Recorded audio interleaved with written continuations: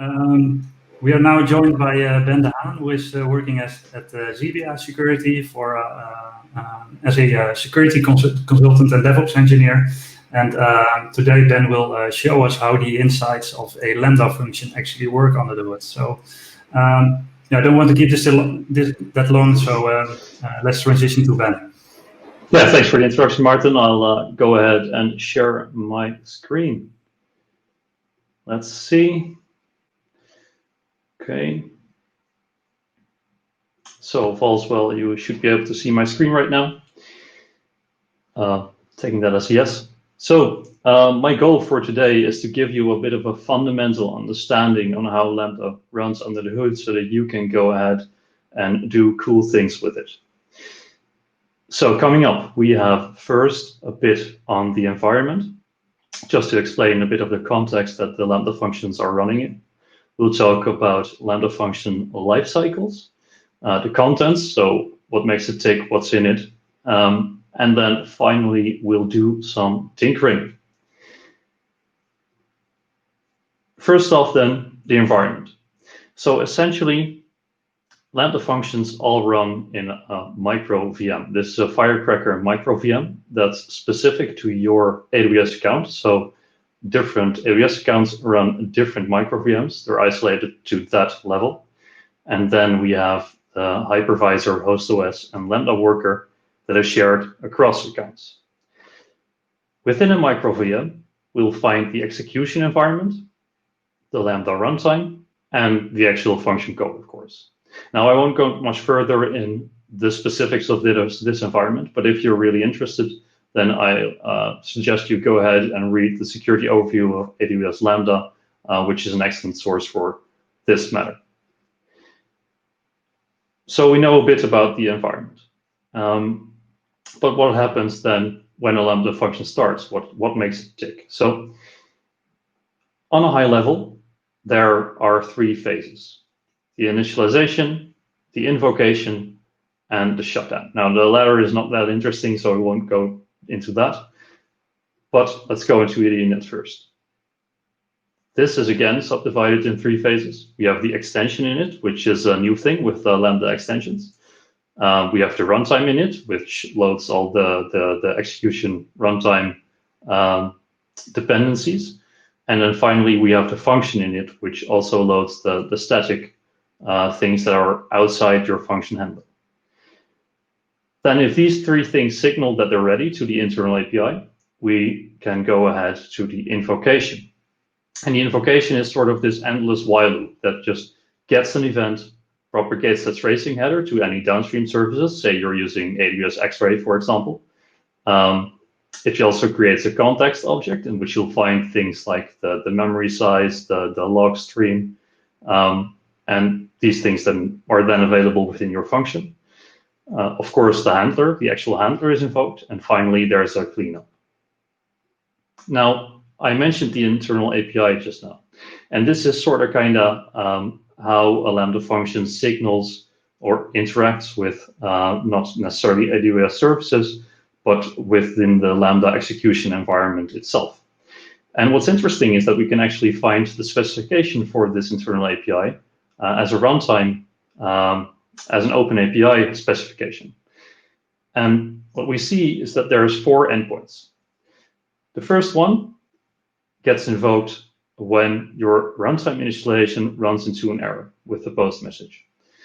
The second one is, arguably what makes it start. So you have this endless while loop running that listens to this API address, which should be called without a timeout for obvious reasons.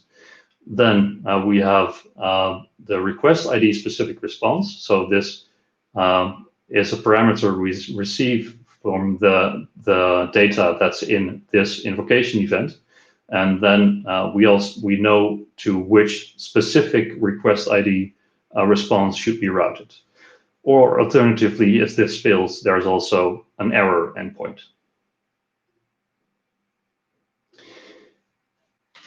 So now we know a bit about the internal API, but what's in the Lambda function that uses this internal API, and how does it interacting there.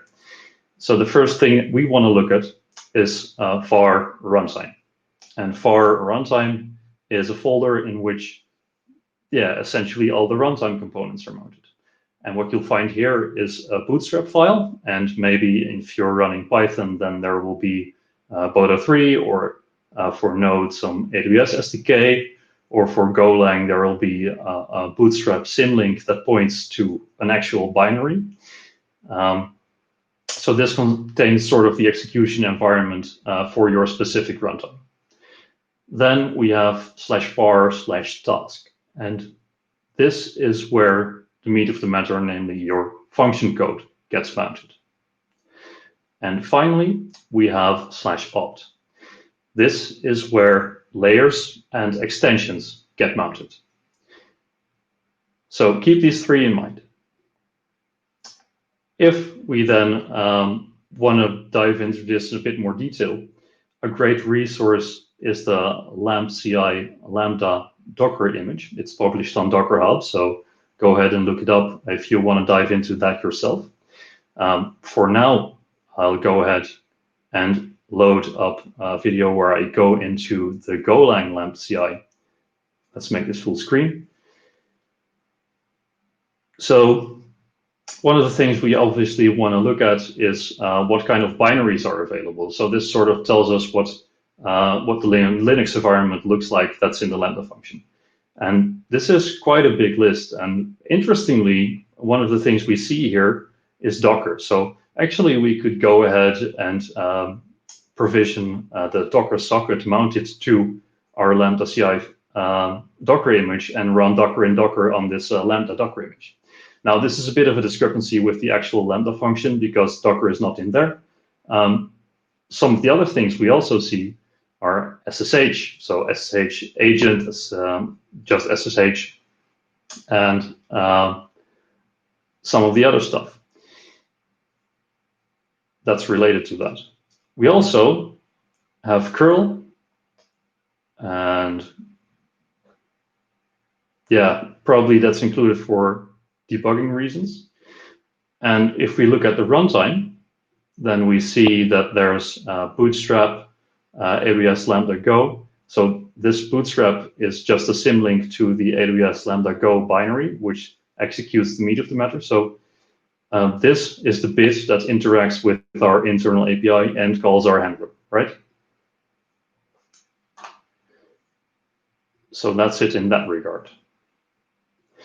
Now, the next thing that we then want to go ahead and want to do is build our own bash runtime, of course. And yes, this is the Titanic for those of you wondering. Mileage may vary. What do we need to do that? The first bit is then the bootstrap file. That should just always be there. And we could include our function handler inside the bootstrap file if we wanted to, but we need to provide this image in our custom runtime. And if we don't, we'll get this nice error, couldn't find valid bootstrap, and where it also says where it looks. So it looks in var task, and remember that's where our function code gets mounted, and it looks in opt. So alternatively, we could provide it as a layer, and the latter thing is what we will go ahead and do. Now, I opted also to specify my handler code separately. So for that, we have a var task function.sh, which will execute our handler file. So how does this bootstrap thing look like then? Well, we obviously have a bit of boilerplate. So we look at the environment variables that we get from our execution environment, specifying where we should find our task runtime folder, where our handler is. Now, we, of course, make it an sh file. And then we enter in this endless while loop, where we get event data from the internal API, right? And we strip out the request ID because we need this to make a response to later. And then we run our actual handler. So in here, this basically executes what's in here. And since we've sourced the function before, we have the function inside available. and this response variable will thus save the whatever that function returns. And finally, at the end of the while loop, we'll make a curl to our request ID response. So for this specific request ID, we have a response. And our function.sh is then really, really simple. So plainly, it's function handler, where we capture the event data as input. Not that we do anything interesting with it, though. We just echo it out. And as a response, we want to respond something that can be picked up by API gateway. So we provide status code 200, and then as the body message hi. So this will yield message hi if we curl this from the API gateway perspective. Finally, we echo out the response, and this is then what it saves in the bootstrap file that we saw before. Now, we could go ahead, of course, and try with trial and error to get this running in AWS. But what I find useful is to use the previously mentioned Lambda CI Docker file or Docker image and try and test this locally. And actually, this makes sense for a lot of things that you might want to test locally first, because generally it's just a faster way of working, faster developer feedback. So let me deconstruct what's happening here. First off, we have the Docker command, of course, where we Docker run, and then we say with an environment variable Docker Lambda say open that we want to not run this as a one-off, but instead we want to have this listening for a while with the API. We could alternatively leave this out, and then it will just fire one event, and that's it. Then we'll have it listen on port 9001, which is incidentally what it is, the same inside the Docker file and the internal API on AWS, as we'll see as well. Then we'll mount our function code. So our function code is in source custom, and we'll mount it to var task as a read-only volume. Then we'll mount our bootstrap, which is in source runtime, and we'll mount it to opt. So we kind of act as if this was a layer. Now, to test this properly, of course, we need the Docker lambda CI/lambda image, and we use provided, since we provide our own bootstrap runtime. And finally, we tell it what function we have. So we have the file function.sh, and the function in there is called handler. So that makes function.handler, which should be called. So let's go ahead and try this. So I run this Docker command, and then let's wait a bit for the API to boot and open up a new shell window. Now, from this point on, I could call the API either with the AWS CLI or with curl, and I choose curl. Both are possible. So let's go ahead and do that. And what we see that happens here is that we need to call the functions, my function, invocation, and we get our nice status code 200 body message thing back. And also we see in the log some of the things that you would typically see in the CloudWatch logs, right? So here we see the init duration, which is 80 milliseconds, the normal duration, the build duration, the memory size, which is derived from my Docker settings, and then the max memory used. So this provides us with a bit of an easy way to test out our Lambda runtime locally, or our function for that matter.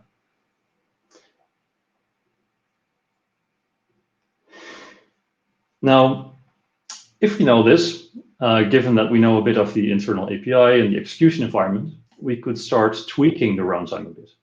And one of the things that you could do, for instance, is processing things after you've already sent a response. So Jan earlier mentioned, actually the sensible thing to do is to put a queue in this to make it a bit resilient. So send the response quickly and forward the actual matter to a queue so that things can be processed asynchronously. Now that's the resilient way of doing things.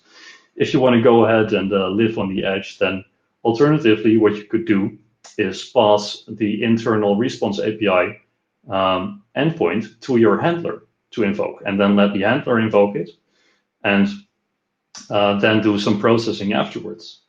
Now, your mileage may vary again on this, and I have yet to run into a nice use case for this solution. But it's nice to be able to experiment this way. And one of the other things that you could really go ahead and want to experiment with is, for instance, running with Go channels. So sort of kind of doing things asynchronously. Maybe that's a nice experiment that you could perform. Anyway, if you want to run into this specific example where you pass the response URL to the handler, I recommend you to look at the repository Serverless Scientist, practical architecture that's on GitLab. And then, yeah, you can go ahead and tinker a bit with it and see what the effect is on your response time. So the next thing then that I want to show you is a bit of a dangerous one. Don't try this at home.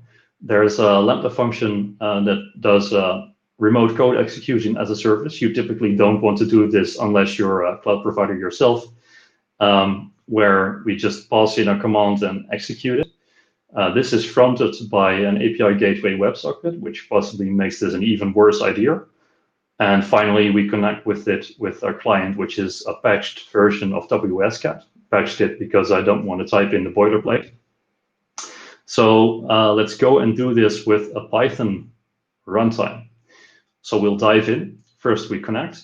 And of course, if you're a bit of a hacker, then you always want to know, who am I running as? Who am I running my commands as? So in this case, we're running as sandbox user, blah, blah. And we're in the var task folder.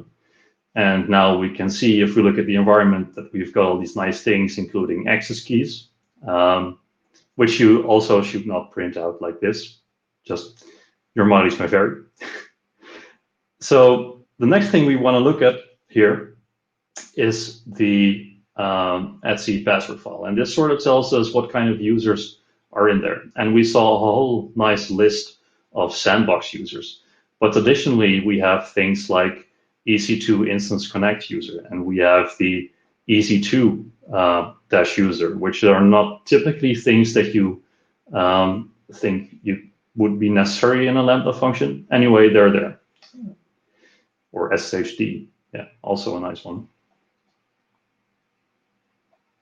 And then we can go ahead and look at the runtime. So in this case, it's a Python thing. So there's Poto3, for example, in there, and we'll see that this Poto3 version is actually slightly dated, which is why AWS recommends that you ship your own version of the AWS SDK API, since they're more up to date.